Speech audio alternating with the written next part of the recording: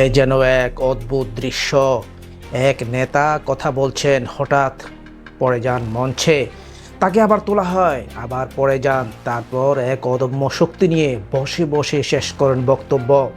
আরেক দৃশ্যে একদল বলছে আমরা পিআর আদায় করেই ছাড়বো, আরেক দল ঠাট্টা করে বলছে পিআর খায় না মাথায় দেয়।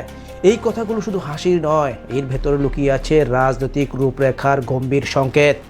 বাংলাদেশের ভবিষ্যৎ নির্বাচনী ব্যবস্থার চাবিকাঠি আজ ঘুরছে এক অদ্ভুত দাবি দাওয়ার ভেতর দিয়ে। কিন্তু দর্শক, আপনি জানেন এই দাবির পেছনে আজ এক ভয়ানক অঙ্ক। এই ভোটের হিসাবেই বদলে যেতে পারে দেশের রাজনীতির মেরুকরণ। জামায়াতের কৌশল কি সত্যি গণতন্ত্রের অংশ, নাকি এ এক ঘোলা পানিতে মাছ শিকারের খেলা? বিএনপির তীব্র প্রতিক্রিয়া কি কৌশলগত নাকি আতঙ্কের ইঙ্গিত? এই ভিডিওটা আপনার জন্য কেন গুরুত্বপূর্ণ? আপনি জানতে পারবেন পিআর পদ্ধতি কি, কেন হঠাৎ এত বিতর্ক, বুঝতে পারবেন জামায়াতের মূল উদ্দেশ্য আসলে কি, বিএনপি কেন একে কতটা অবজ্ঞা করছে। এই বিতর্কের আসল টার্গেট কে, সরকার না বিরোধী রাজনৈতিক ভূমি? ভিডিওর একদম শেষে আমরা এমন একটা তথ্য দেব যেটা জানলে আপনি একবারে হতবাক হয়ে যাবেন।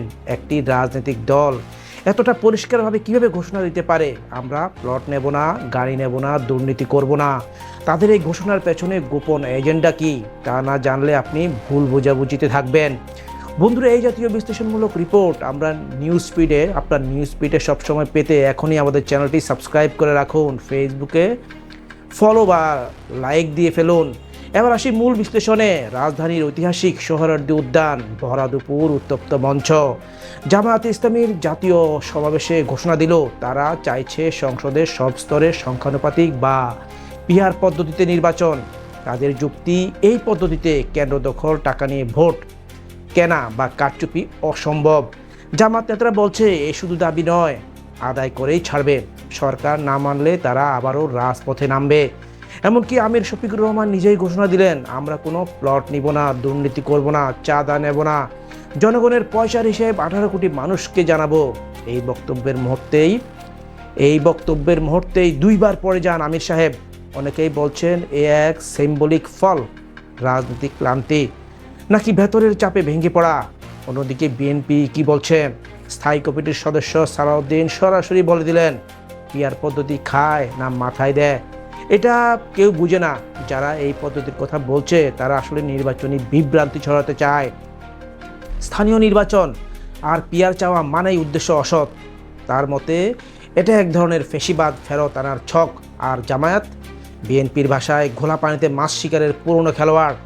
দর্শক, আপনি জানেন পিআর পদ্ধতি মানে হচ্ছে যে দল যত ভোট পাবে তার অনুপাতে আসন পাবে, মানে একক ব্যক্তি না, বরং দলকে ভোট দিয়ে সংসদ গঠন হবে। এই পদ্ধতিতে বড় দলগুলোর একচেটি আধিপত্য ভাঙে, ছোট দলগুলো পায় অংশীদারিত্ব। জামায়াত এখানে লাভবান হতে চায়, কেননা তাদের প্রার্থীরা হেরে গেলেও ভোটের সংখ্যা অনুযায়ী তারা কিছু আসন পাবে। এটাই জামায়াতের টার্গেট। আর বিএনপি কেন বিরোধিতা করছে? কারণ পিআর চালু হলে রাজপথে গর্জে উঠেও বাস্তবে আসন পাওয়া কঠিন হয়ে যাবে। তারা সরাসরি রাজনীতির কেন্দ্রবিন্দু থেকে পিছিয়ে পড়ার ভয় পাচ্ছে। এবার আসি সেই চমকপ্রদ ঘোষণায়, যা শুরুতেই বলেছিলাম। জামায়াত ঘোষণা দিয়েছে সরকার গঠন করলে কোনো এমপি মন্ত্রী সরকারি প্লট নেবেন না, ট্যাক্স ফ্রি গাড়ি চড়বেন না, বড়দের টাকা নিজের হাতে নেবেন না, বরং কাজ শেষে জনগণের কাছে পাই পাই করে জবাবদিহি করবেন। এটা যদি সত্যি হয় তবে এটি হবে বাংলাদেশের রাজনীতিতে এক যুগান্তকারী ঘোষণা। কিন্তু বাস্তবে কি এই ঘোষণা বাস্তবায়নযোগ্য, নাকি এটি শুধু এক নির্বাচনী কৌশল? এখন প্রশ্ন আপনার কাছে, আপনি কি মনে করেন পিআর পদ্ধতি এলে দেশের নির্বাচন আরও স্বচ্ছ হবে, নাকি এটি নতুন ধরনের কারচুপির পাটাতন তৈরি করবে?